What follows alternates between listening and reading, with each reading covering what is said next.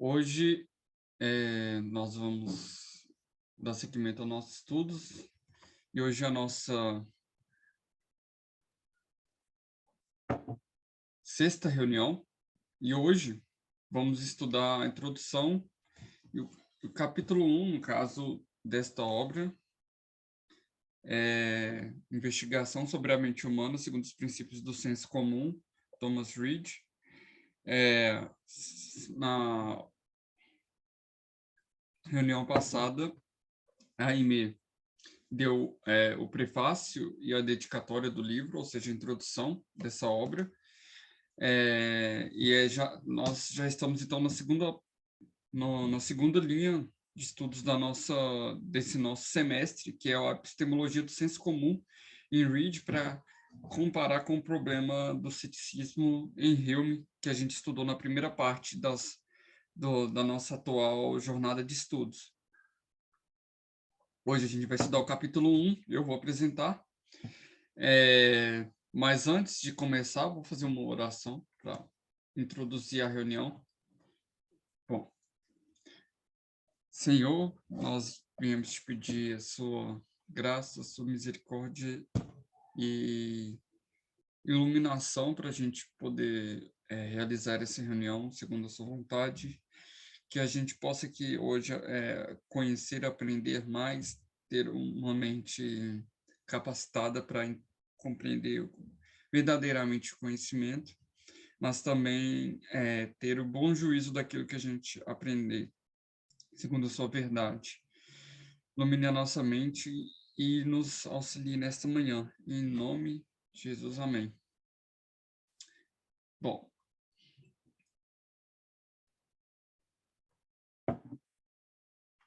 hoje, então, nós vamos apresentar o capítulo 1, introdução, da obra, e que é dividida em 8 sessões. A sessão 1, que é a importância do tema e o método para investigá-lo. Sessão 2, impedimentos para o nosso conhecimento da mente. A sessão 3, que é o estado atual dessa parte da filosofia de Descartes, Malebranche e Locke. Sessão 4, apologia desses filósofos. A sessão 5 do Bispo Berkeley, do Tratado da Natureza Humana e do Ceticismo. Sessão 6, do Tratado da Natureza Humana. Sessão 7, o sistema de todos esses autores é o mesmo, leva ao ceticismo. E sessão 8, por último, não devemos perder a esperança em um sistema melhor. Não utilizei nenhuma obra de referência, até porque eu peguei esse livro também depois, peguei ela essa semana, já que não havia alguém para apresentar, então resolvi pegar. Então, tudo que eu fiz aqui é com base em leituras e comentários do próprio livro, e aquilo que eu já sei da filosofia moderna e empirista no contexto britânico. Bom, aqui na seção 1, o Thomas Reid já vai dar uma introdução geral ao tema do livro e qual seria esse método que ele vai utilizar para investigar o problema central deste livro. E o problema é a investigação da mente humana. É algo que é de primeira ordem, justamente pela superioridade da mente como órgão distintivamente humano, principalmente pela influência que tal conhecimento vai exercer sobre as outras áreas do saber. E essa é uma introdução que a gente encontra também presente em outras obras de outros filósofos da época, que se empenhavam em tratar uma análise da mente humana, como o próprio David Hume, que também começa o seu tratado e a sua investigação partindo de uma análise da mente humana. Bom, aqui ainda na primeira sessão, a mente é utilizada tanto nas artes e ciências com menos ligações com ela, seja naquelas naquelas ciências ou naquelas técnicas menos relacionadas com a atividade mental, quanto naquelas mais nobres e cuja importância para essas ciências ela é fundamental, o que implica que nós é algo de vital importância compreender ou ter um domínio da compreensão da estrutura humana e da natureza da mente. Thomas Reid, seguindo a estrada dos autores britânicos, vai se embasar no empirismo para obter esse conhecimento, pois ele vai partir da experiência por meio de um método indutivo, deduzindo regras gerais de observações particulares, ou seja, fazendo uma análise da mente humana a partir desses fatos particulares para chegar a princípios gerais sobre como funciona ou o que é na mente humana.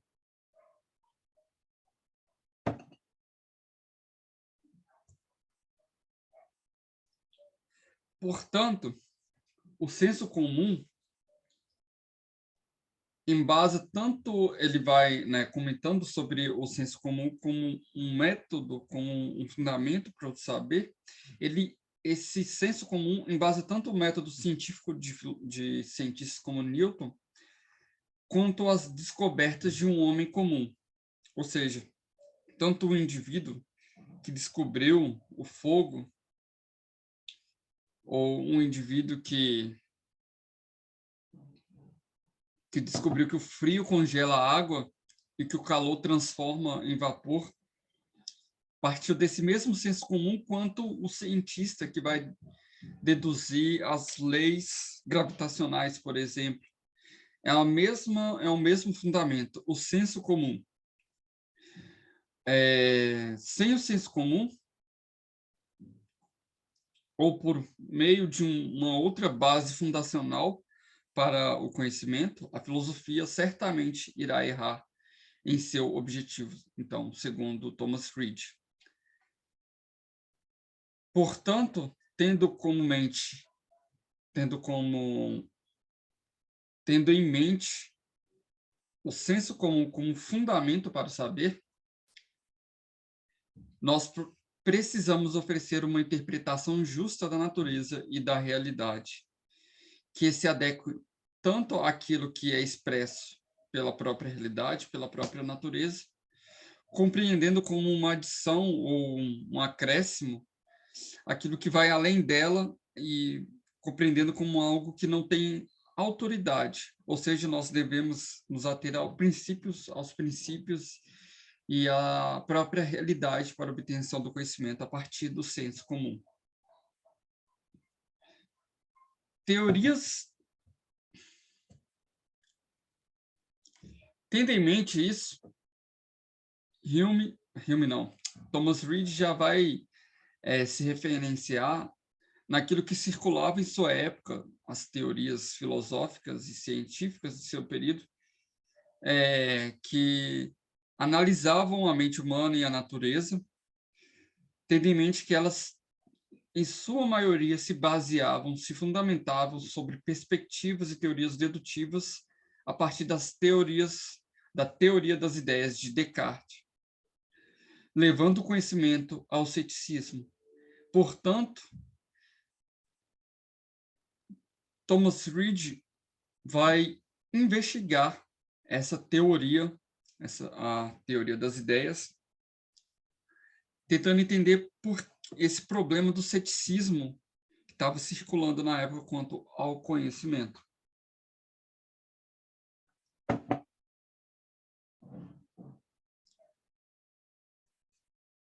Portanto, antes de tudo isso que eu disse aqui na seção 1, se todo conhecimento sobre a natureza é empreendido por meio da experiência, Thomas Reid vai fazer uma anatomia da mente humana, uma investigação da mente humana a partir dos princípios do senso comum, como diz o próprio título do livro, e é essa introdução geral que ele trouxe aqui na seção 1. Passando para a seção 2, ele vai tratar dos problemas que envolvem o conhecimento da mente humana, já que se trata de algo que é muito mais complexo e difícil do que a investigação, por exemplo, da natureza dos corpos ou das coisas externas à nossa mente. A investigação, por exemplo, dos corpos tem a facilidade de possibilitar, por meio da comparação de várias experiências testadas, analisadas de vários corpos, de vários exemplos, o conhecimento de princípios gerais a partir desses fatos particulares. Porém, isso não é possível com a mente humana, pois aquele que investiga a mente só pode conhecer a sua própria, com mais profundidade, e, no máximo, os sinais ambíguos de outras mentes, nunca em profundidade uma outra mente humana. Tendo em mente isso, a investigação da mente, portanto, permite o conhecimento apenas de um sujeito particular, o que implica em descobertas muito diferentes, muito díspares de outras mentes. Você não consegue chegar a uma conclusão necessária de uma conclusão geral a partir dessa análise da mente humana, pela dificuldade do acesso às outras mentes e pela ambiguidade que envolve a comparação entre várias mentes humanas.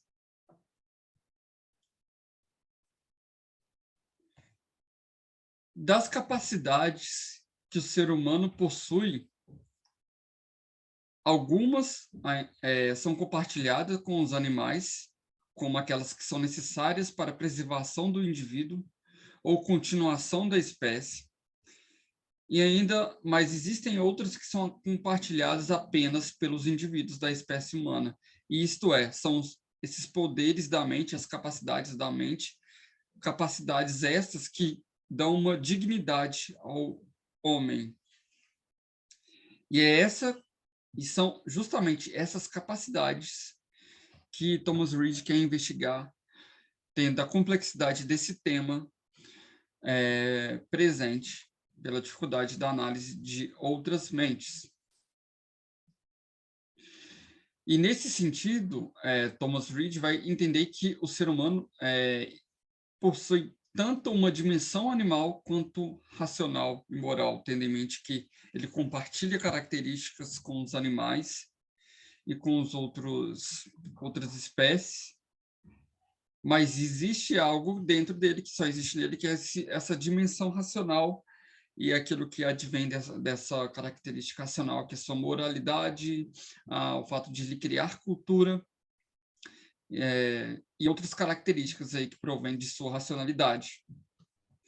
E, nesse sentido, a sociabilidade é capaz de proporcionar a manifestação ou degeneração desses princípios racionais do indivíduo humano, que se encontram escondidos no seu estado mais natural ou selvagem, e a partir de um treinamento ou da companhia ou da maneira de viver desse indivíduo.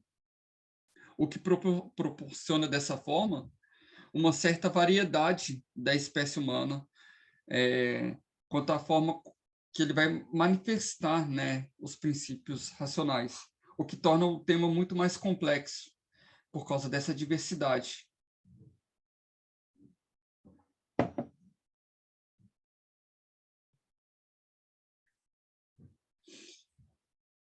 Bom, a linguagem filosófica até então do período, para denominar essas faculdades mentais que nós estamos discutindo aqui, era insuficiente, segundo Thomas Reid, sendo para ele necessária a constituição de uma nova filosofia com novos termos para melhor determinar, conceituar e definir essas faculdades, um trabalho que por si só traz dificuldades e também encontra resistências, já que fundar um novo sistema, né, envolve aí bastante questionamentos com esse tal novo sistema.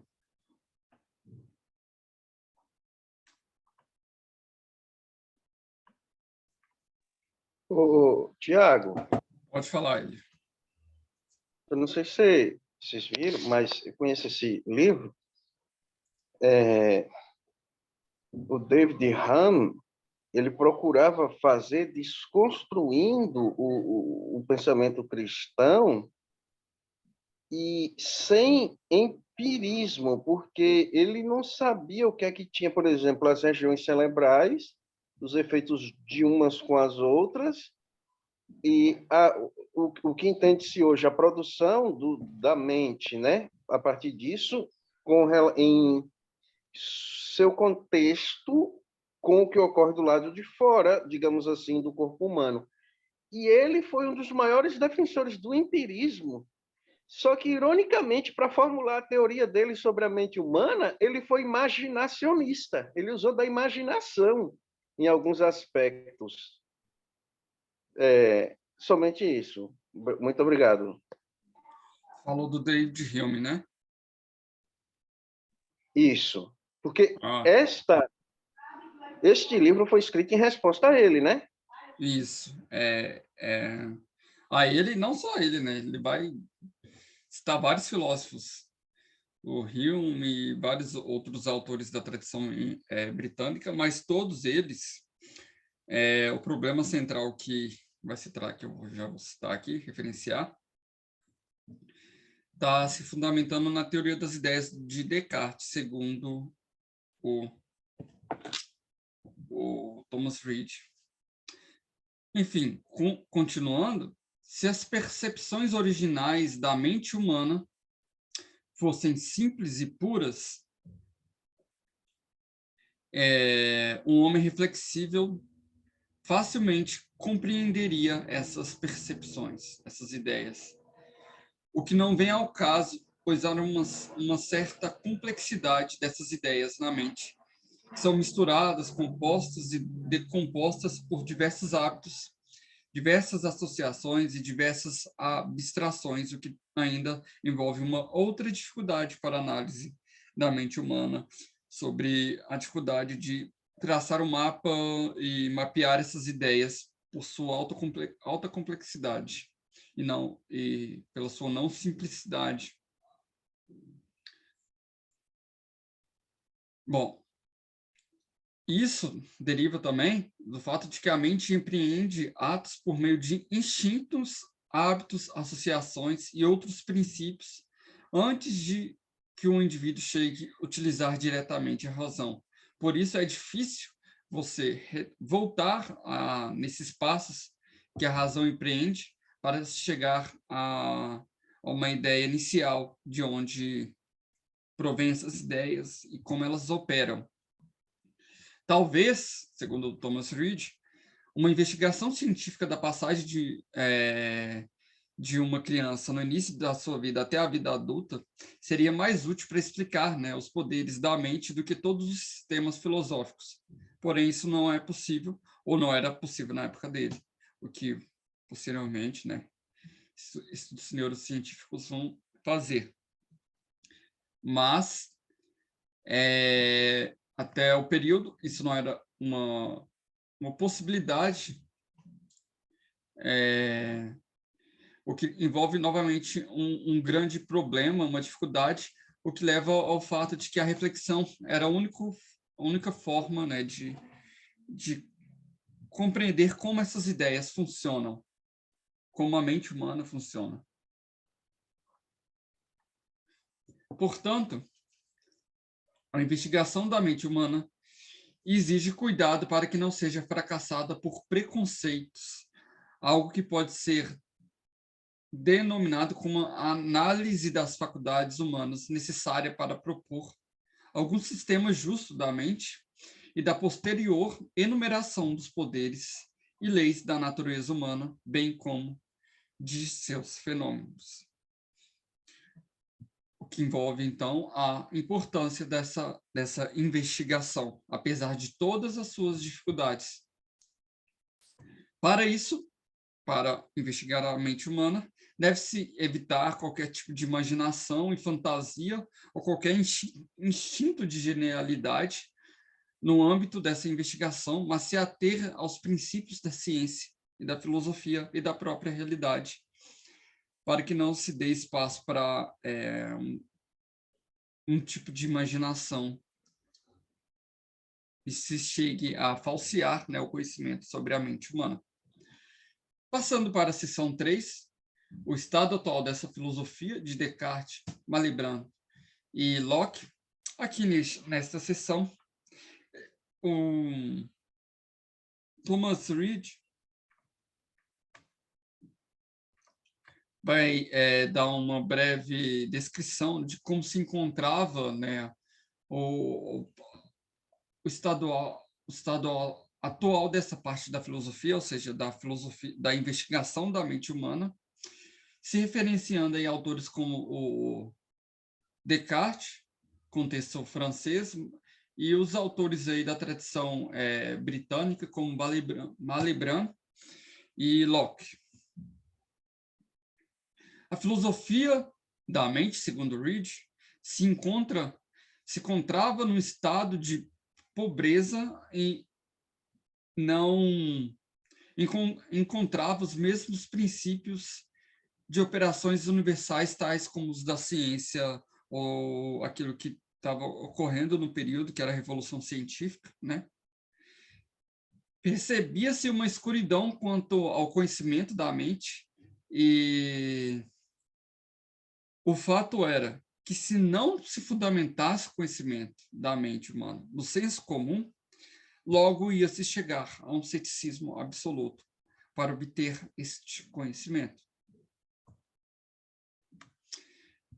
E aí, agora, fazendo uma descrição do pensamento cartesiano, por meio da dúvida metódica, Descartes levou à descrença dos sentidos e à própria existência, a fim de encontrar uma justificação racional para essas coisas.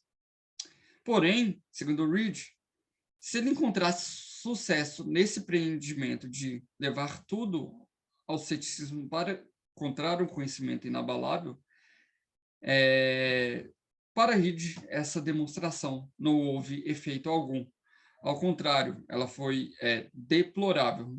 Lembrando, nós estudamos Descartes no semestre passado, nós comparamos o pensamento cartesiano com o pensamento de Pascal.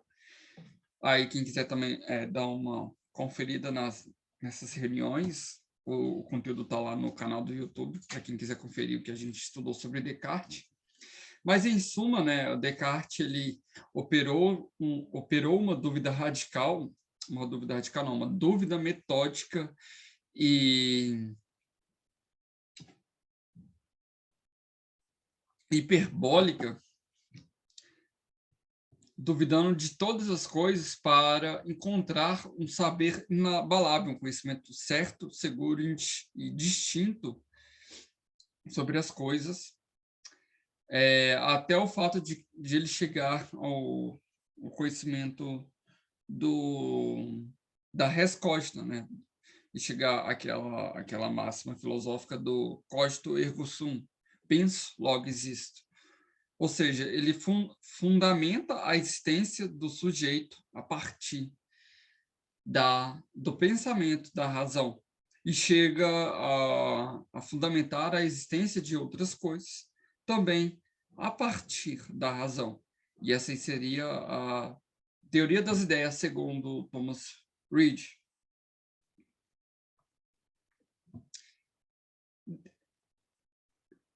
Thomas Reid questiona a seriedade dessa dúvida de Descartes sobre a existência de si mesmo.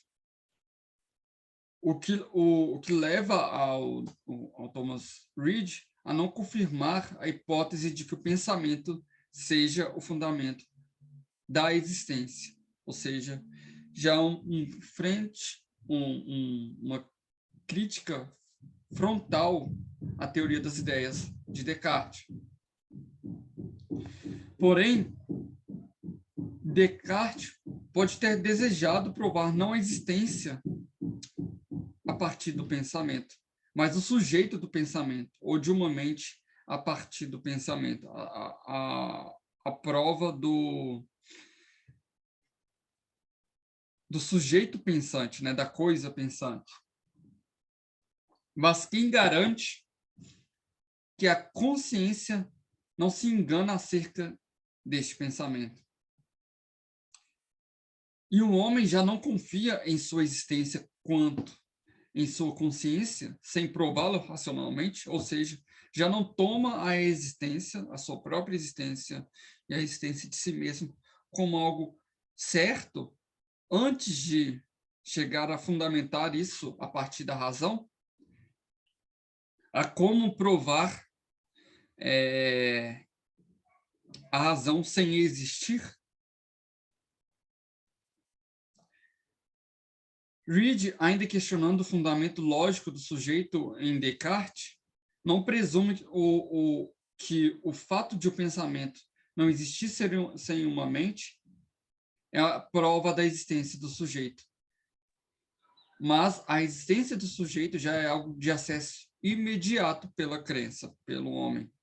Ou seja, o homem não prova sua existência, que existe, a partir do momento em que ele pensa.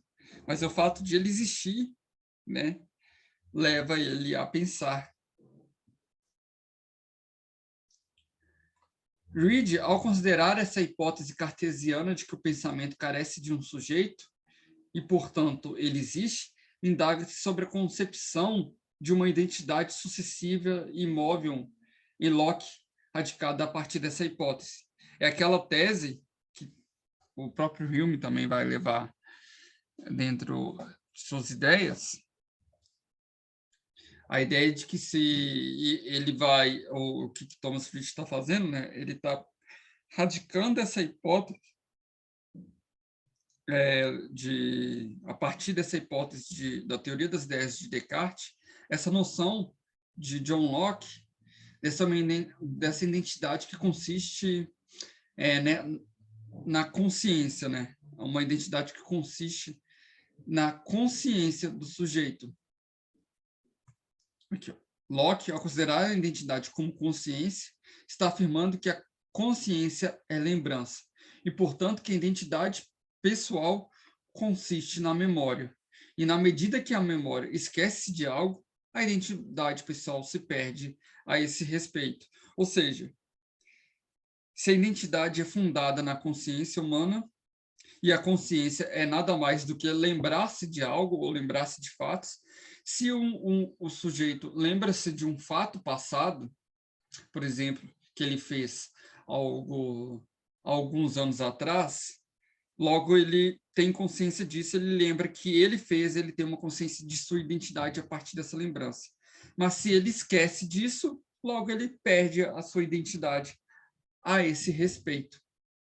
Então, entendendo aí como uma identidade que se move, né, a partir dessa lembrança, sem um eu determinado, um eu que foi um eu individual no passado e hoje já é um outro eu.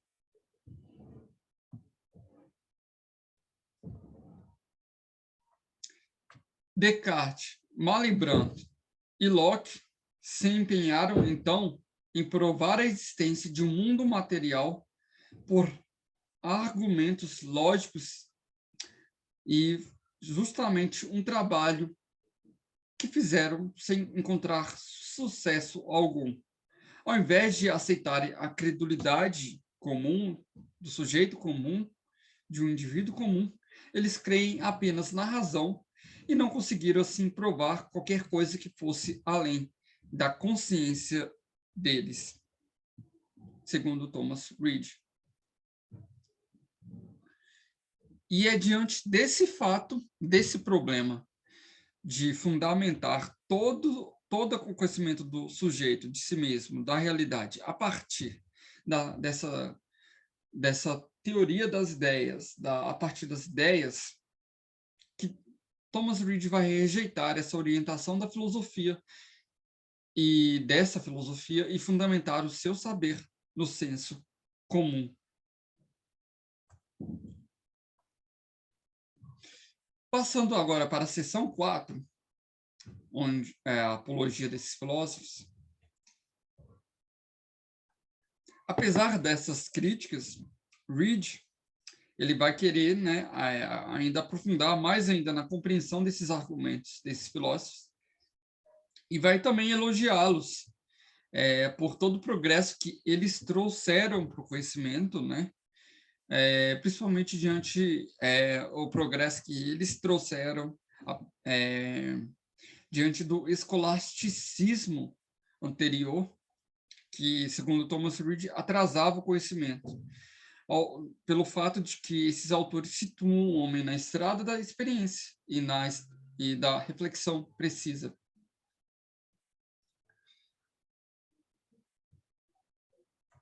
Mas aqueles filósofos,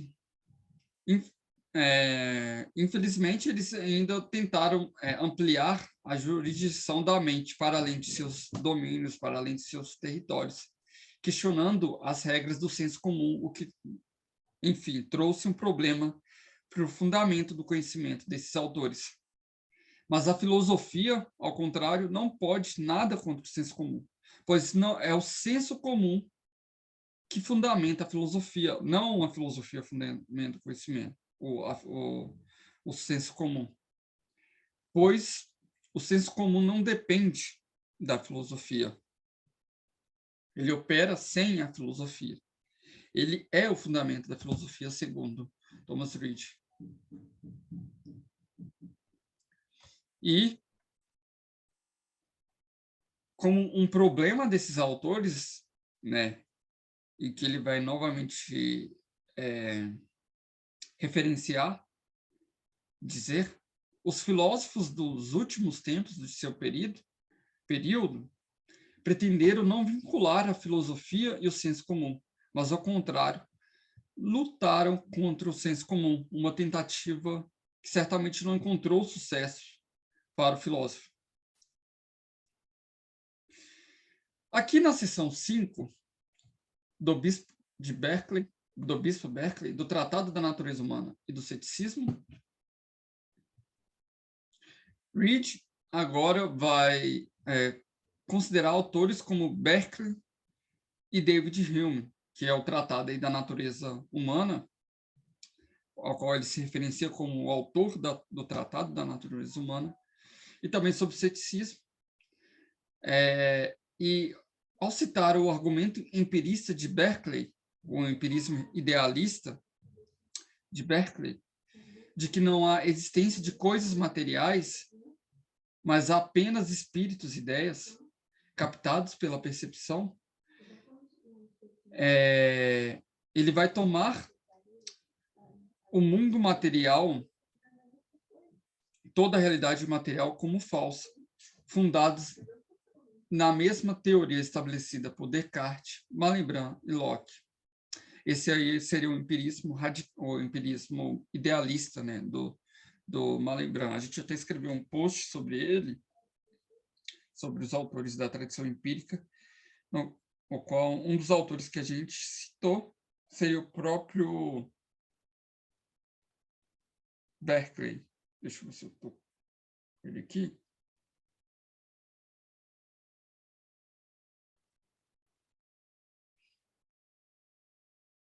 Berkeley, por sua vez, defendeu uma tese empirista idealista a partir de sua doutrina, o imaterialismo.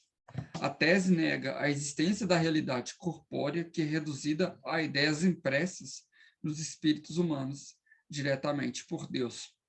Portanto, o filósofo entendia que as coisas e as suas propriedades teriam a sua existência a partir da percepção. Ser é perceber, ou ser percebido. Estrito senso, é ser percebido por Deus.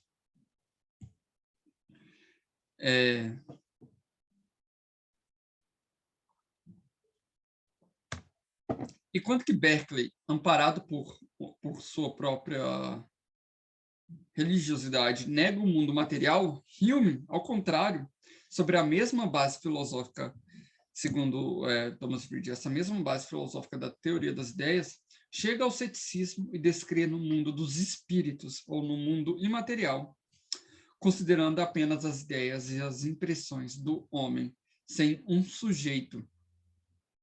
Aquela tese lá, se encaminhando a partir daquela tese do John Locke sobre o eu, sobre o eu do ser humano, né? Sobre a sua identidade.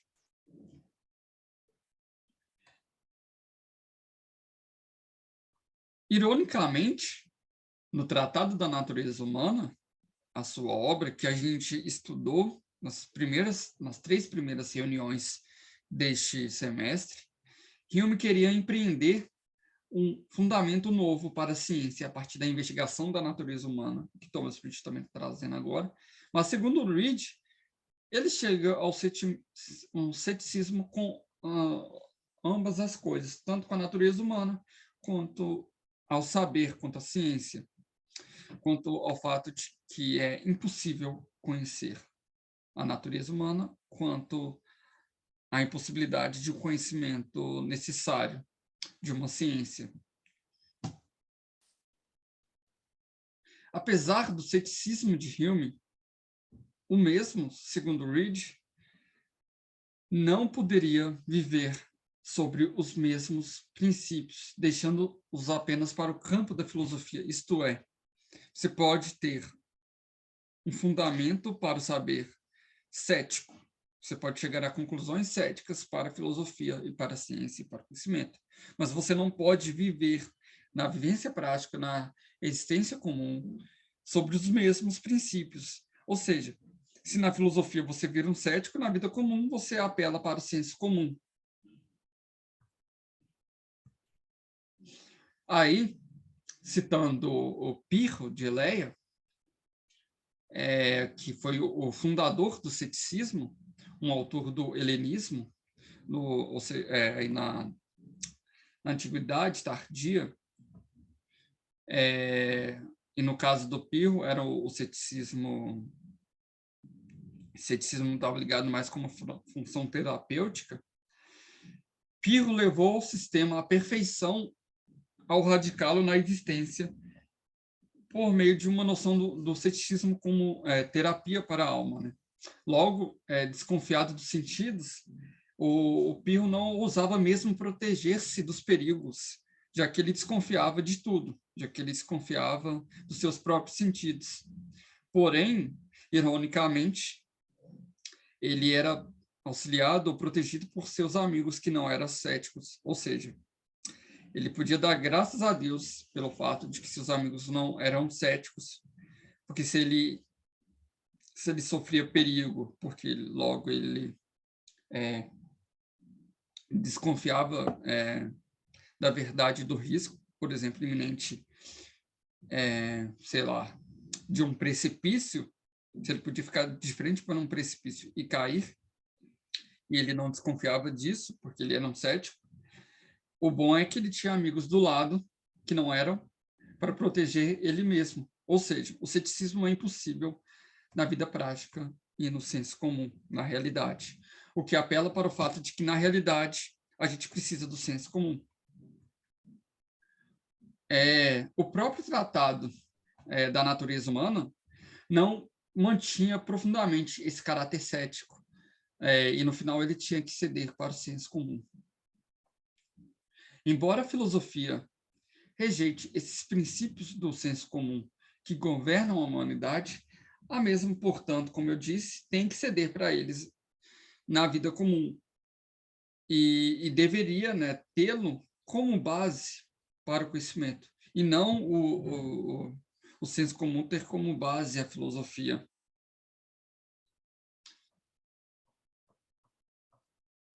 Bom, por último, ele também vai até citar o Zenão, um outro autor antigo, e Thomas Hobbes, que se basearam nas mesmas compreensões, nas mesmas perspectivas, só que o Zenão chegou à crença da impossibilidade do movimento e Hobbes por certo relativismo moral a partir das mesmas noções, ao invés de apelar para o senso comum. Enfim, aqui na seção 6, agora voltando para o Tratado da Natureza Humana de Hume,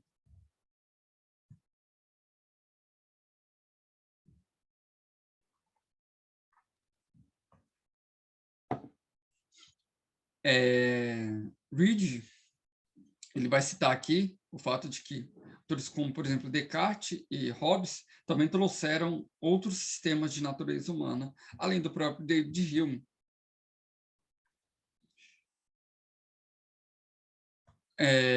Mas uma investigação da natureza humana que não encontrou tantos progressos para o conhecimento do que é a mente humana, do que é um homem, né? Isso leva ao fato de que, por meio de métodos científicos, segundo o sistema da natureza humana presente até então, por leis de associação vinculadas aos sentimentos originais, o mecanismo do sentido, da imaginação, da memória, da crença e todas as paixões da mente, você consegue explicar, né, a realidade e a própria natureza. Mas você não consegue chegar a uma ideia definida sobre o que é o sujeito, o que é um homem, que até então, a partir dessa noção, a partir desse sistema existente de natureza humana, até então, o homem é reduzido a uma espécie mesmo de um Frankenstein, um sujeito totalmente desintegrado e repartido, sem uma noção completa e perfeita do que é a mente humana. Assim, se toda a natureza é concebida em sua majestade e glória, mas o homem que vê a própria natureza em sua perfeição, ao contemplar-se a partir do mesmo sistema, tomado também nesse Tratado da Natureza Humana do Hume, reduz-se a um aspecto frágil e pobre, uma mera ilusão. A partir da concepção de que a base do conhecimento são apenas impressões e ideias, como traz lá no Tratado da Natureza Humana, o homem é também reduzido a ideias efêmeras e vãs, sem nenhuma conclusão exata do que seja o ser humano, embora ele tenha um conhecimento exato, um conhecimento mais perfeito da própria natureza, ele não tem conhecimento perfeito de si mesmo. Então, aqui na seção 7, o sistema de todos esses autores é o mesmo, leva ao ceticismo.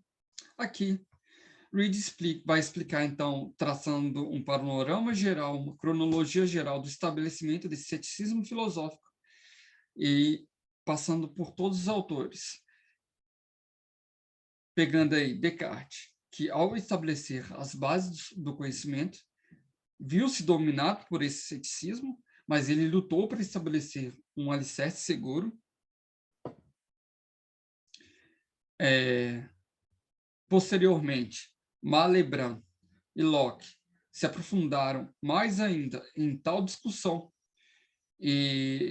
mas viram-se em grandes dificuldades para estabelecer um conhecimento seguro, porém se empenharam nessa questão, né, apesar das dificuldades do ceticismo.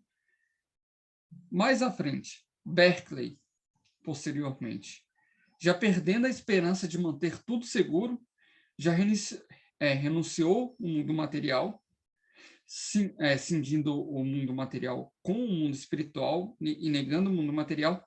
Aí Hume, por último, já mandou tudo para o dilúvio universal, já afundou tudo no ceticismo radical, e aí já estava se perdendo a possibilidade do saber. Portanto, Reid concebe que o sistema ideal de Descartes, que é para ele o que embasa todo esse saber, essa teoria das ideias, embasa toda essa cronologia do conhecimento, é o que deu fundamento para o ceticismo e a impossibilidade do conhecimento e para o progresso do próprio conhecimento.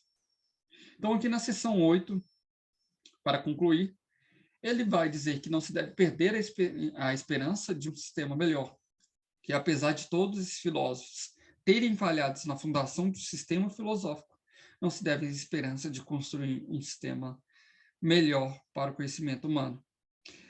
E homens sensatos na vida comum rejeitam os próprios princípios dessa filosofia fundamentado nessa teoria das ideias. Então, Reid ele vai confiar radicalmente em sua própria existência, na existência de outras coisas a partir do senso comum. Tudo a partir do senso comum e não a partir dessa teoria das ideias. E embora a maior parte da metafísica e da filosofia possam ter sido submetidas a esses erros, a filosofia ainda é uma fiel companheira do senso comum e capaz de encontrar um sistema melhor. Embora, então, ele apresente uma crítica profunda a toda a filosofia da época e ao fundamento do saber a partir da teoria das ideias, apesar dessa crítica radical, ele ainda confia na capacidade da filosofia de estabelecer um sistema melhor para obter o conhecimento, fundamentado no senso comum e não na teoria das ideias de Descartes.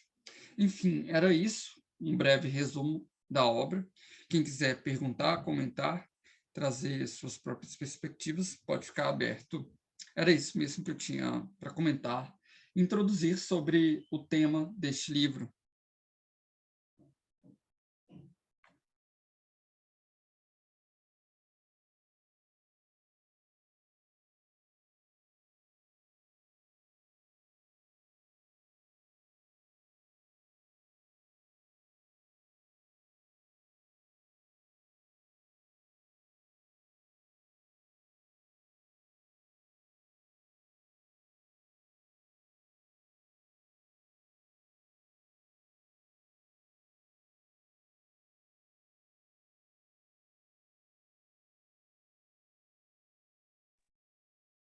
Pode ficar aberto aí para quem quiser comentar. Vou interromper agora a apresentação.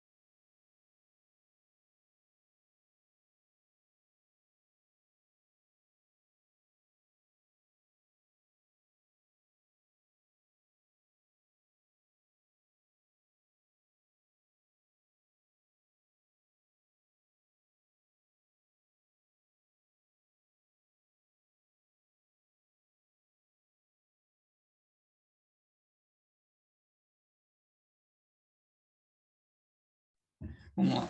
Pergunta aqui do Wilson Joás. Vocês acham que Descartes tem um pezinho no gnosticismo, como o pessoal gosta de falar? Ai, caramba. Gnosticismo? Deixa eu pesquisar aqui. Alguém tem alguma ideia sobre isso? Tá? Sim, consigo. Acho que a minha dúvida é na questão de que parece, para quem olha de longe, eu não conheço muito bem a filosofia de Descartes, acho que eu só li o Discurso do Método e um outro mais. Não estou lembrado agora qual foi. Mas parece que é uma divisão muito profunda entre a mente e a realidade material.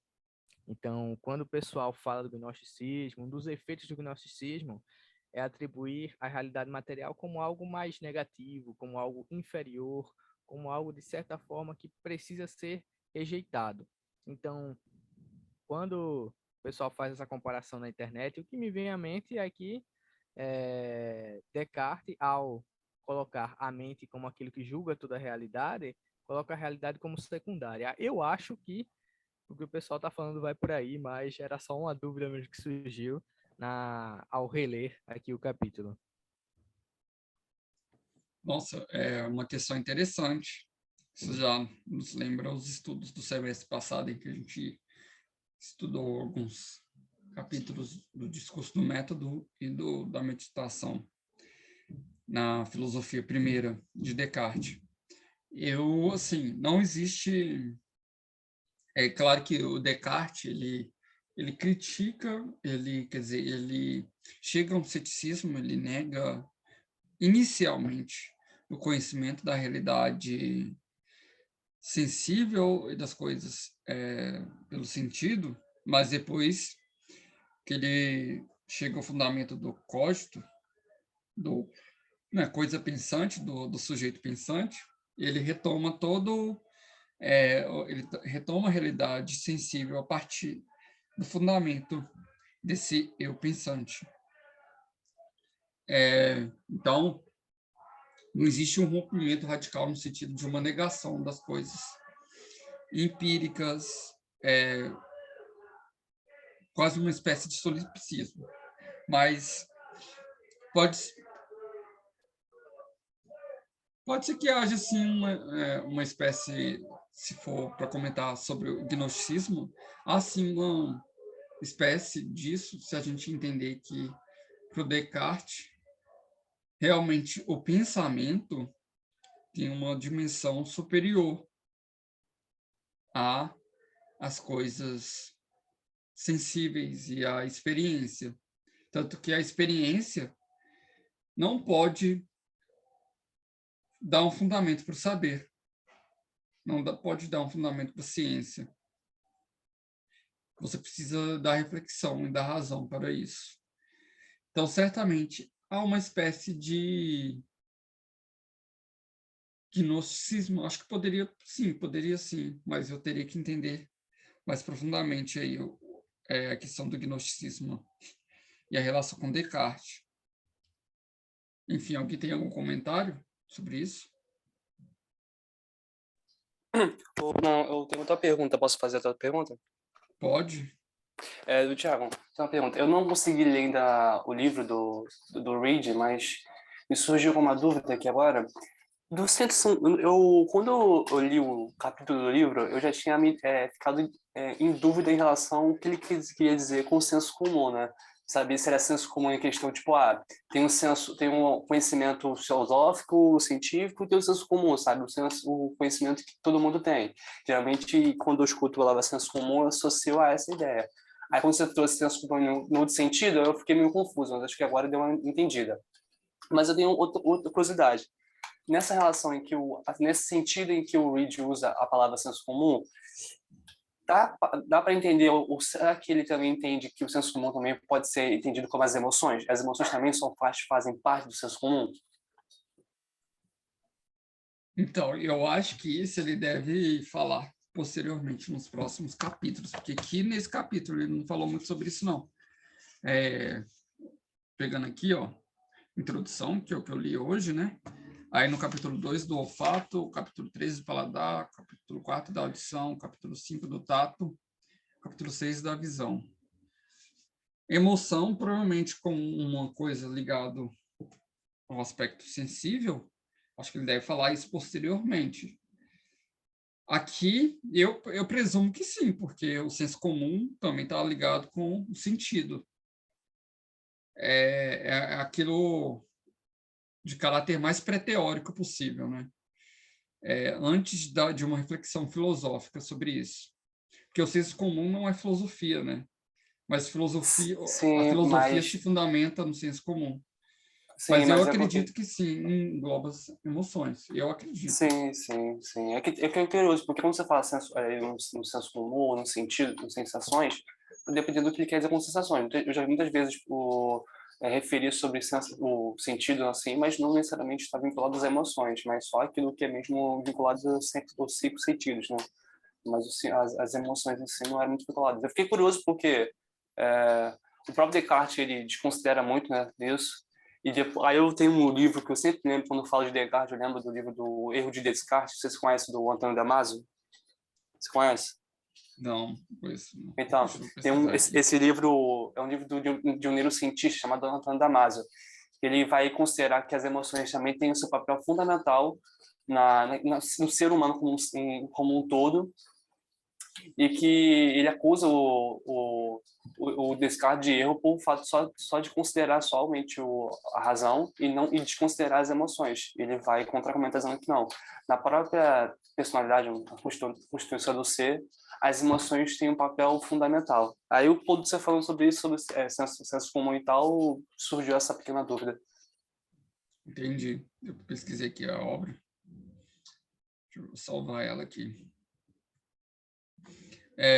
Mas eu acredito que está envolvido, sim, no que é senso comum. Embora eu acho que ele ainda deva aprofundar o que se estabelece por senso comum, mas deve ser entendido que o senso comum não tem essa mesma noção aí das teorias das ideias, porque o que ele está criticando é que esse fundamento do conhecimento, do saber, a partir da teoria das ideias, de Descartes, a partir da reflexão do eu pensante, né, do sujeito pensante e da consciência, e o que o Reid está querendo colocar em mente é o senso comum, na verdade, como fundamento para o saber, em contraposição com essa teoria das ideias de Descartes. Vou salvar essa obra aqui.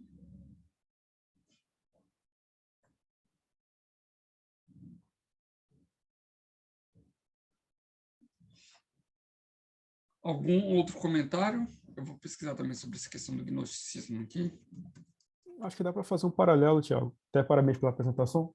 Das duas perguntas sobre como a história tem início e seu desenvolvimento, é possível que raízes de uma coisa que foi feita lá atrás apareçam posteriormente, a partir do instante em que as coisas meio que vão se repetindo. Não é que a história se repita, mas as coisas vão se repetindo. Aqui eu explico. A modernidade marca o ser humano se reconstruindo a partir de outro fundamento que não é mais o transcendente. Não é mais o divino, não é mais o sagrado. É o próprio ser humano. E é óbvio que esse ser humano não vai partir do nada. Ninguém parte de um quadro em branco. Houve história e nós fomos forjados por essa história. Mesmo que o ser humano queira irromper na história como algo novo, ele precisa lidar com as coisas já existentes. Então, o paralelo com o gnosticismo acho que faz sentido, porque já foi algo tentado antes e que produziu frutos. Esses frutos são conhecidos, foi extremamente debatido, gerou consequências no mundo, pelo menos na nossa parte do mundo. A filosofia lidou muito com ele, tanto os cristãos quanto os não cristãos, e é óbvio que vai acabar formando um caminho parecido, porque se o homem moderno é marcado por essa transição de fundamentos, voltar à razão, como já havia sido feito, não seria uma novidade. Porém, como as coisas não são iguais na história, nós temos novas discussões e uma nova maneira de abordar esse novo fundamento, porque agora o ser humano está muito mais preocupado em não retirar-se do mundo e encontrar um fundamento melhor do que Deus, porque seria mais adequado aos novos pressupostos do tempo moderno, que são contrários àqueles de uma dependência a um ser divino que governa todas as coisas segundo a sua vontade. Então, essa fase de transição marca também o paralelo com o gnosticismo, porque ambos se voltam para o conhecimento e para a razão.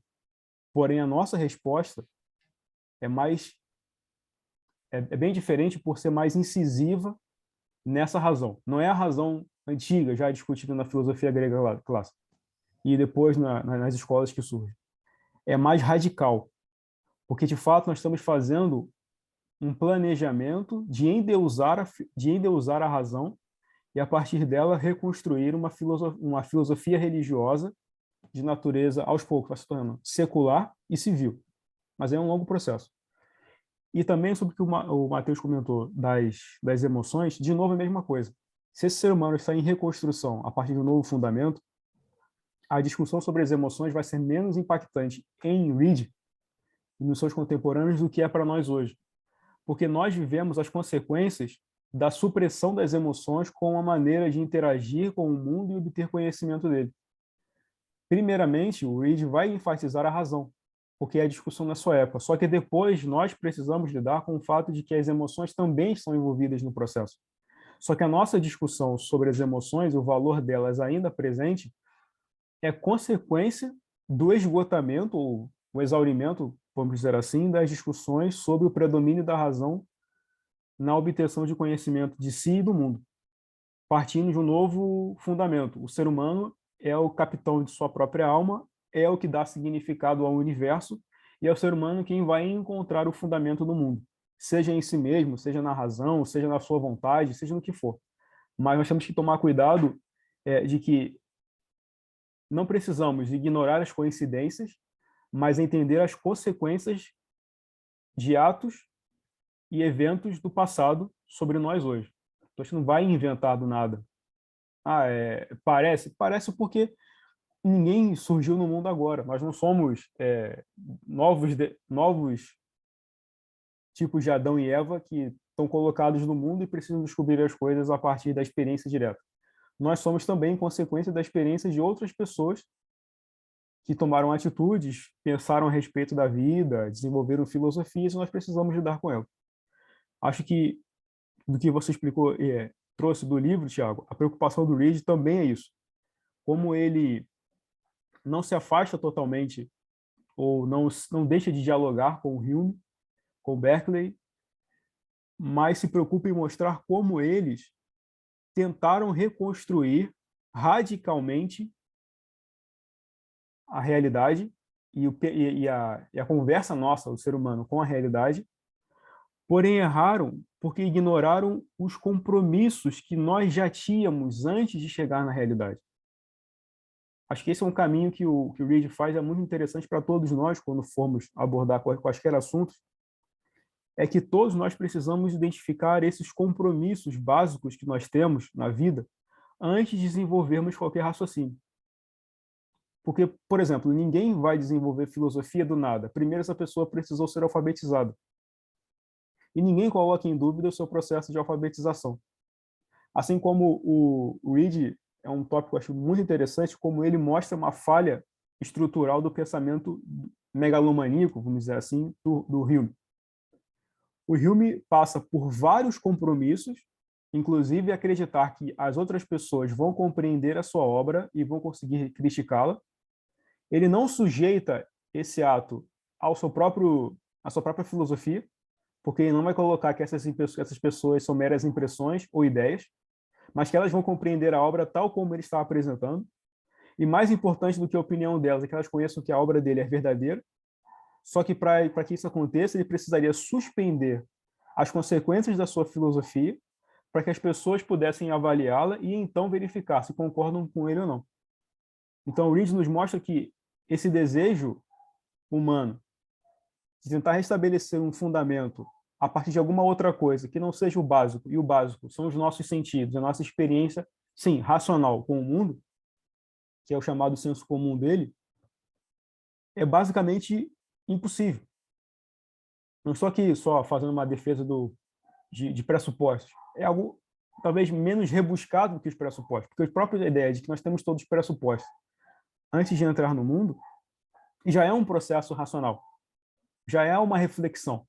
Ninguém chega no mundo e avalia o mundo já baseado em pressupostos. Isso é falso. A ideia de que nós reconhecemos os pressupostos vem depois.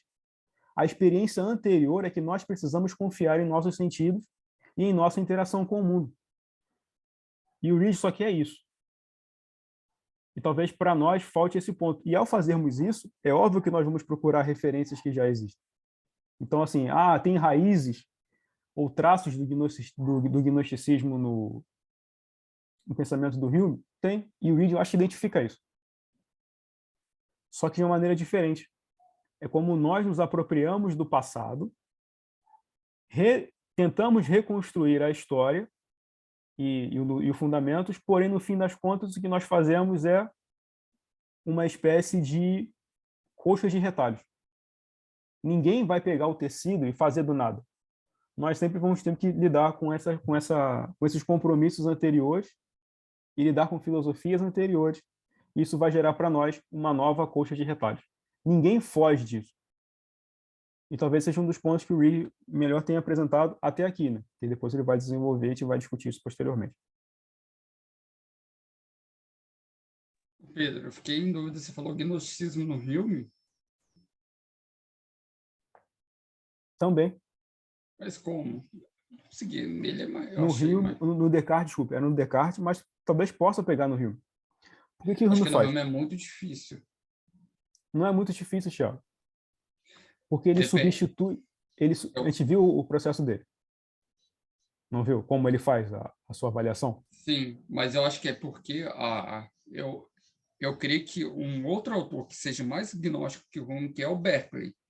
Porque o que acontece? O gnosticismo também é uma projeção do mundo do espírito sobre o mundo material. Não é apenas uma base no conhecimento, mas é essa projeção do mundo do espírito. Por isso que eu acho que o Berkeley é mais reduzido a esse gnosticismo e não o Hume. Hume chega a outra compreensão, ele inverte as coisas. Na verdade, ele chega à possibilidade de conhecimento em geral. Então, mas o exagero do Hume não é tanto quanto do Berkeley. Mas a minha questão é, qual é o fundamento último, a base de tudo do Hume? Ele vai dizer que é realidade? Não é realidade. É a impressão que nós temos dela. Então, não é como disse, não é o gnosticismo. Porque ninguém vai ser gnóstico depois. Nem mesmo Descartes. Mas as aproximações acontecem quando nós tentamos estabelecer um tipo de racionalidade, ou dessa razão que a gente tem que reconstruir para ser o fundamento de tudo. Isso leva a consequências. O Hume não é tão empirista quanto ele vende. Acho que o Reed começou a demonstrar isso. Então, se não é empirista radical, que seria acreditar apenas nos seus próprios sentidos e crer que esses sentidos são verdadeiros, existe alguma coisa que se coloca entre o conhecimento da realidade e o fundamento. E o fundamento deixa de ser a realidade captada pelos sentidos e passam a ser as impressões. Só que essas impressões, como é um projeto exagerado do Hume, ele não está errado de todo, mas ele exagera ao extrapolar isso como uma explicação geral, é dizer, o Hume mente, dizer que o fundamento são os sentidos e a experiência empírica. Mentira. É o processo racional de depuração das impressões e das ideias extraídas da realidade. Então, o que eu acho da realidade que fundamenta todas as coisas. Não é a realidade como tal apreendida pelo ser humano. Compreende? Ah, isso é um gnosticismo? Não, óbvio que não, como você mesmo colocou. Mas um traço é, eu estou substituindo o conhecimento da realidade como tal, se eu fosse um empirista radical, por um conhecimento anterior que me permite ter um relacionamento com a realidade. Então, isso é um traço. E, de novo, não é algo novo. O ser humano já tentou isso no passado e já fez. Isso é reduzindo as impressões. As impressões são um produto racional. Não é uma experiência ingênua, vamos considerar assim. É claro que o Descartes é mais exagerado, o Hume é mais prudente, mas ele não consegue se afastar das consequências de ter rompido, ou de ter fixado o ser humano como a base de todas essas coisas. Só que esse ser humano, que interpreta o mundo, ou ele se coloca como fundamento último, e tudo que ele vai dizer do mundo não é o mundo. São impressões do ser humano sobre o mundo.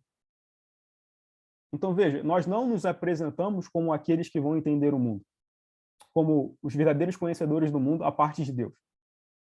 Nós temos que criar uma espécie de intermediário entre a realidade e nós. Nós apreendemos a realidade, processamos e depois vendemos ao mundo, dentro da modernidade, que essa é a verdadeira visão de mundo.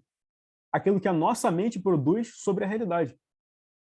Só que o que ele entrega não é isso. Ele entrega um conjunto de preceitos filosóficos que vão servir de fundamento para que as pessoas entendam o mundo. Qual é o fundamento do Hume? Não é o próprio sujeito que interpreta o mundo. São o resultado das suas impressões, das suas ideias. Só que isso já é um produto filosófico. Isso já é um produto de reflexão. Não é a realidade crua. o Hume vai dizer, o Reid vai dizer, não, isso está errado. Porque se você quer ser empirista radical, o fundamento tem que ser a sua confiança nos sentidos. E a confiança de que o outro também tem isso. Só que o Hume quebra. Porque eu não posso confiar no outro, porque são impressões do outro, não são as minhas impressões. Mas, puxa vida, se nós dois pegamos uma pedra, aquilo ali que eu peguei deixa de ser pedra porque para o outro não é uma pedra, mas para mim é? Ou para mim não é uma pedra, para o outro é? Aquilo ali existe ou não? O Reid vai dizer, vocês pegam a bendita da pedra, ou um pedaço de um pouco de neve, esse troço aqui é neve ou não é? Ah, eu não sei. Então, qual é o fundamento? É a realidade? É o tato? É o sentido da realidade que eu tenho numa apreensão mínima e radical com ela? Ou é o que a minha mente, já tendo refletido sobre o assunto, vai dizer? Então, é o meu conhecimento sobre a realidade que fundamenta? Ou é a realidade como tal e depois ela vai ser depurada, depois ela vai ser analisada? Entende? É chato o que o Reid está fazendo, porque ele desnudou o Hume. Ele mostrou que o Hume é um pouco, com toda a consideração, cascateiro. Ele exagera no seu processo. Ele não está errado de todo, só exagera.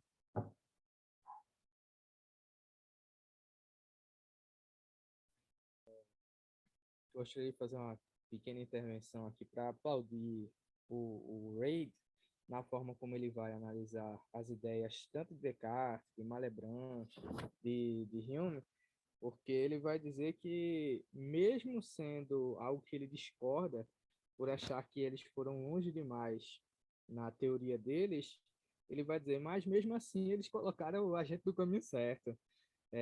Tanto na questão de levar a gente para reflexão, quanto da gente começar a basear nossas teorias na experiência. Ele vai falar isso na sessão 7, se eu não me engano. E a gente olhando um pouquinho para a questão social, um pouquinho para a questão histórica, quando Descartes vai escrever o discurso do método, se não me engano, é posterior à Reforma Protestante, em um século mais ou menos, e já havia tido a Guerra dos 30 Anos. Então, toda a questão religiosa na Europa, ela havia criado a maior guerra que a Europa tinha visto até aquele momento. Para o pessoal que estava na área de filosofia, eles não poderiam olhar mais para as instituições religiosas com a confiança que eles tinham, como era antes daquele evento catastrófico que havia havido na Europa. Então, quando Descartes ele faz o giro dele para dizer, minha gente, se as instituições estão falando com a gente, para onde é que a gente tem que olhar? Ele não faz aquilo, penso eu, com más intenções. Tanto é que no próprio discurso do método, ele dedica uma boa parte para falar da existência de Deus, mesmo partindo do cogito, ele chega lá. Mas existe todo um contexto para a filosofia moderna surgir da forma que ela surgiu. E quando o Reid ele faz essa avaliação e diz, minha gente, os caras estão no caminho certo, só não esquece do senso comum. Tanto é que, mais posteriormente, ele vai fazer avaliação de sentidos, vai falar como eles operam, mas ele não vai colocar isso como fonte única, nem como fonte perfeita. Ele vai falar sobre o papel do senso comum, mas também o senso comum é uma das formas como nós podemos ter conhecimento, assim como a razão, assim como a experiência. Então, queria aplaudir ele e aproveitar para aplaudir também tanto Tiago, que deu uma aula sensacional aqui sobre introdutória, sobre o livro, quanto ao Pedro também, que na argumentação, rapaz, eu queria falar para você, viu? Então, valeu aí pelo espaço, pessoal. Obrigado, Rios. E também obrigado, Pedro, pelo comentário.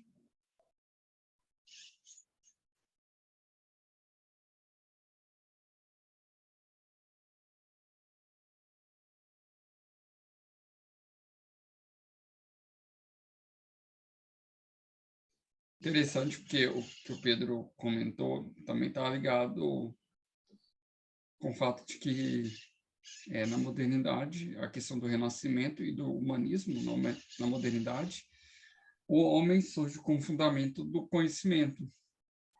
E isso vai influenciando a filosofia da época, o iluminismo, etc., e os movimentos filosóficos do período, tanto o racionalismo quanto o empirismo. Tiago, só uma dúvida. sinceramente, já que uma das propostas do grupo é termos discussões tranquilas. Essa primeira parte apresentada pelo Reed te convenceu como estudante de filosofia?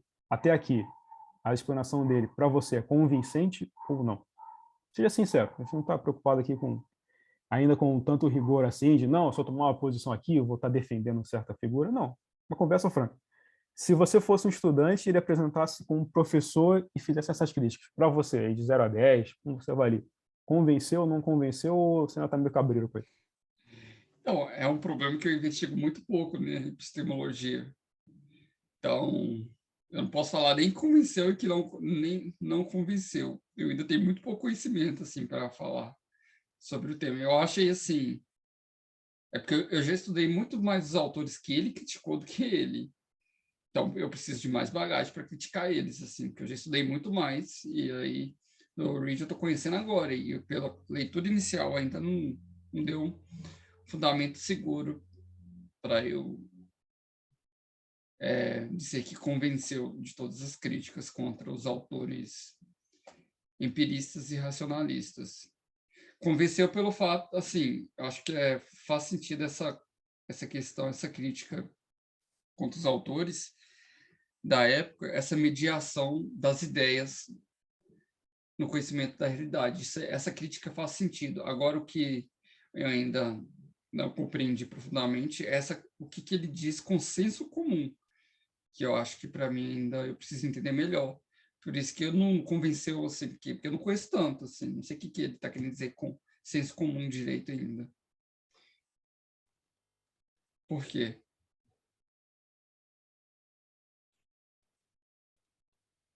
A minha dúvida é porque, assim, não é porque é o autor que a gente está estudando que necessariamente nós teremos que concordar com ele ou achar que ele seja melhor que o outro, como se nós estivéssemos uma escada de autores, dos piores para os melhores. Mas acho que é um contraponto feito porque talvez a forma como o Reed trabalha assim, um empirismo popular menos rebuscado, ele tem rigor técnico, só que ele tem uma linguagem, por enquanto, mais acessível do que o Hume. O Hume é Sim, exageradamente fechado em um sistema que te tira do mundo e e te mergulha na mente. E aí um outro universo que, se as pessoas não estão acostumadas a navegar, ficam com dificuldade. Já o Reed parece nos chamar a ir a campo e tocar as coisas, ver o mar, ver um pouco de terra, ver uma outra pessoa e trabalhar conosco enquanto esses compromissos do dia a dia nós assumimos, compromisso de confiar nos nossos sentidos e como a nossa vida é construída a partir disso, e assim chegar do simples ao complexo. Ele parece fazer uma transição melhor do simples ao complexo para as discussões filosóficas, mas mostrando que já nos momentos simples nós temos muita coisa envolvida e que deveria ser valorizada antes de mergulharmos nesses mega sistemas como proposto pelo Hume. De fato, assim, não estou dizendo que o Reed esteja certo. A gente também não tem que estar preocupado se ele está certo ou não, porque talvez para nós estar certo é alguém que vai de 0 a 100, que chega ao 100%. Não vai ter um autor nesse sentido. E talvez como cristãos nós tenhamos essa liberdade de dizer, não estamos em busca de autores que deem uma explicação que vai exaurir a realidade, os conhecimentos sobre a realidade, ou que tenham um sistema que nós precisaríamos defender que abarque todas as coisas. Acho que livres dessa preocupação, que infelizmente foi uma preocupação da modernidade, nós temos um caminho mais tranquilo e sereno para lidar com franqueza com as nossas dúvidas e as dificuldades de tentar explicar esse mundo, que quanto mais avançamos em conhecimento, ou mais conhecimento nós obtemos, mais difícil se torna explicá-lo. Porque uma questão respondida no passado gera 3, 4, 5 perguntas novas. E essas perguntas são mais difíceis, porque as áreas voltaram a conversar entre si.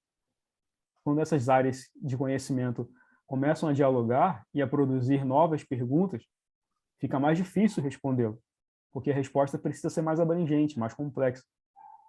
E eu acho que o Reed, pelo menos para mim, foi a impressão, ele é mais tranquilo para conversar com as pessoas que não têm um conhecimento filosófico mínimo mais apurado do que tentar chegar com o Hume e apresentar um suposto empirismo que já é um empirismo refinado.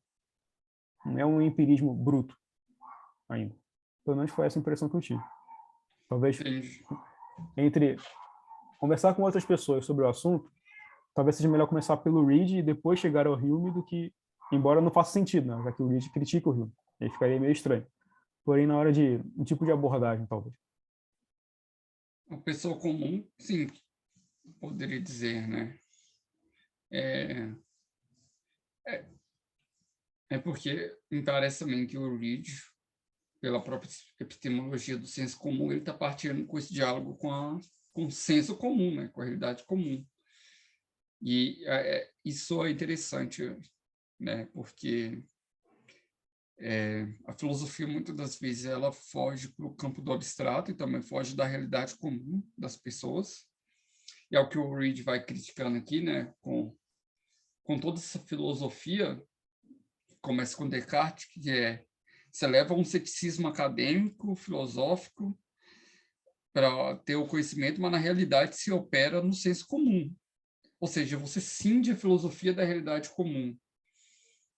A filosofia fica lá na academia, fica lá no mundo do intelecto, da razão, e na realidade a gente está operando sobre os princípios do senso comum. E essa cisão é realmente perigosa para a filosofia e que, para mim, também leva ao fato de que é o que a gente tem até hoje. A gente não consegue aplicar o mundo abstrato, conhecimento filosófico, à realidade comum das pessoas. Eu lembrei isso, eu estava lembrando aleatoriamente de um post da Natália, a Natália Suma, sobre a importância de utilizar das experiências com literatura, cultura, das pessoas comuns a partir de ligando isso com a filosofia, porque com a filosofia você pode acabar abstraindo da realidade da realidade comum das pessoas, esquecendo isso, e aí quando você vai voltar para a realidade, você não consegue aplicar. E aí vira um monte de filósofo que não consegue fazer leitura da realidade, sabe fazer leitura de autores complexos, mas não consegue fazer uma realidade simples, uma realidade realista, uma leitura realista da realidade, uma leitura aplicada, verdadeira e concreta, porque só sabe ler autores e só sabe ler pensamentos e, e todo aquele estudo histórico da filosofia, mas não consegue fazer uma leitura da realidade comum.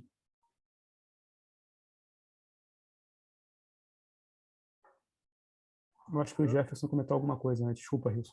Que o microfone dele abriu. Não sei se ele ia comentar alguma coisa, senão... Aí você fala, Risso. Pode comentar aí, quem... Bom, então vai lá, Wilson. Pensei que o Jefferson tivesse aberto o microfone dele para comentar alguma coisa. Ok. Eu acho que quando o Reid vai falar nessa questão de senso comum, ele está mais indo na direção do que a gente chamaria de bom senso. Porque aquilo que é comum a toda a humanidade, que a gente experimenta, os nossos sentidos o tempo todo, que a gente pode dizer, a maioria das pessoas acreditou, na maioria das épocas, na maioria dos lugares, e na realidade, no dia a dia, a gente nunca questiona esse tipo de coisa. É o tipo de coisa que quando a gente questiona por meio de uma abstração, a gente faz aquele questionamento na abstração, volta para a vida real e não consegue encaixar. Eu acho que eu não conheço se existe uma escola baseada no que ele ensinou ou não, mas eu lembro muito do que Chesterton ele vai tratar nos livros dele, né?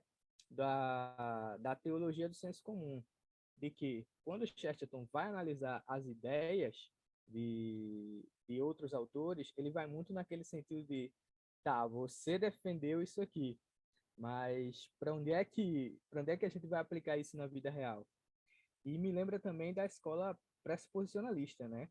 Que ela vai tratar de pegar essas ideias de outros autores, de outros teóricos que defendem coisas que para nós vai de contra a fé cristã mas que, quando são aplicadas e levadas às últimas conclusões, elas terminam se autocontradizendo.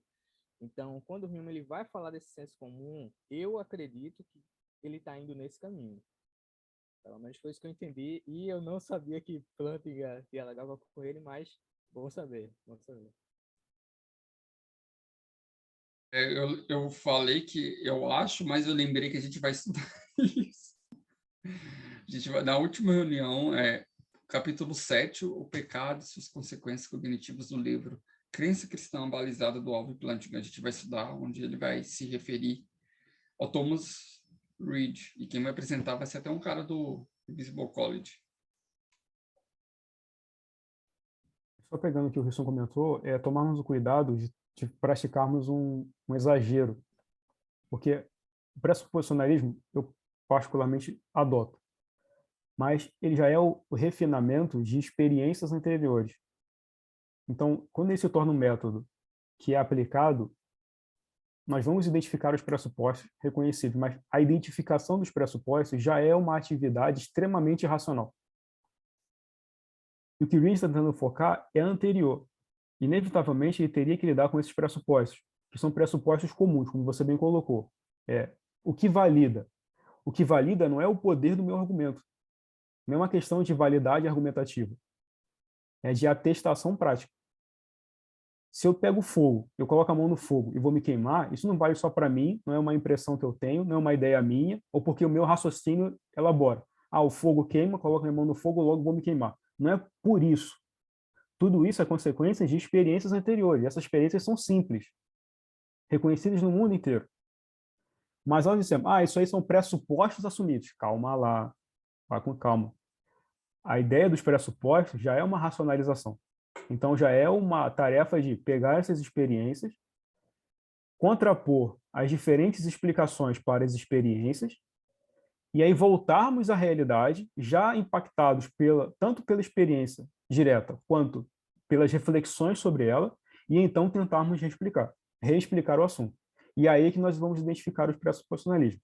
Só que, por vezes, os pressuposicionalistas exageram um pouco em querer já querer voltar à experiência, já carregando a noção desses pressupostos. Só que aí não é uma experiência, vamos considerar assim, ingênua. Já é uma experiência enviesada. Você vai em busca da confirmação, você não vai em busca da apreensão. Você não está aberto a um contato com a realidade. Você está aberto a verificar a validade dos seus argumentos. Quer dizer, você vai viver até as últimas consequências do seu argumento? O Reid mostrou que o cético em si não vive. Ou se não fossem outras pessoas, ele teria morrido. Foi o Pirro, não foi aqui? Tinha que ter os seus discípulos. Quer dizer, ele provou, o Pirro era tão cético, menos nele mesmo. Porque a crença mais absoluta do Pirro era na sua incredulidade. Isso levou à cegueira. Se não fossem outras pessoas, ele teria morrido. Só que ele até viveu muito. Qual é o ponto aqui? Se nós fizermos a mesma coisa, nós pegarmos os pressupostos e jogarmos à frente, nós vamos cometer a mesma coisa. Nós vamos recair na mesma cegueira do Pirro. Que é pegar o conhecimento e tentar ter uma experiência geral da realidade já contaminados por essa reflexão. Ninguém tem. É como você... Vamos brincar aqui. Uma coisa é você assistir um truque de mágica pela primeira vez. Outra coisa é você saber como é que o truque funciona. E querer forçar a sua mente a ter a mesma experiência de surpresa com a mágica, sendo que você já sabe como ele é feito. Não tem. Ou, em outras palavras, depois que você conhece o Mr. M, os mesmos truques não têm valor. Você precisa dar um novo significado. E aí, por vezes, a nossa ideia de desapegarmos aos pressupostos e gerar isso. Eu já sei o que eu vou esperar. Eu já sei que o fulano vai entrar em contradição. Eu já sei que o Hume caiu. Eu já sei os limites do Berkeley. Só que o que o Reid está nos indicando não é vá com tanta sede ao pote para descaracterizá-lo, para desfazer o pensamento deles, mas vá com calma. Sente-se com eles, debata com eles, mostre que eles estejam certos e possivelmente estejam errados, mas mostre que essa experiência inicial da vida é mais poderosa do que essas racionalizações que eles trazem. Ou seja, seja mais bruto no seu modo de agir e menos refinado. Porque se formos refinados demais, a experiência da vida perde a graça e vira um troço monótono. E o ser humano vai caindo no seu próprio, em um processo de atomização. Porque se o mundo já não é mais aquela grandeza que era, a própria experiência filosófica morre. Se a experiência filosófica morre, o ser humano vai fazer o que da vida? Ele vai existir.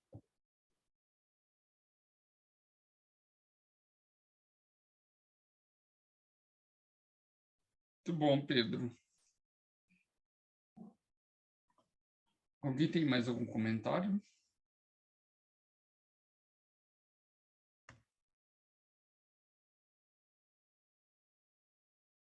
Depois de sair, nem fala mais nada.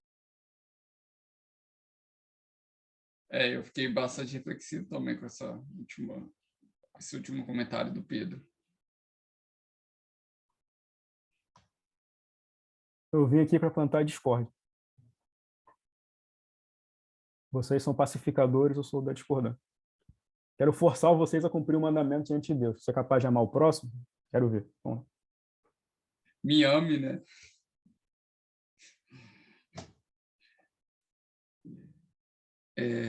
Bom, acho que se não há nenhum comentário mais, a gente pode ir fechando essa reunião. E, bom, na nossa próxima reunião vai ser dia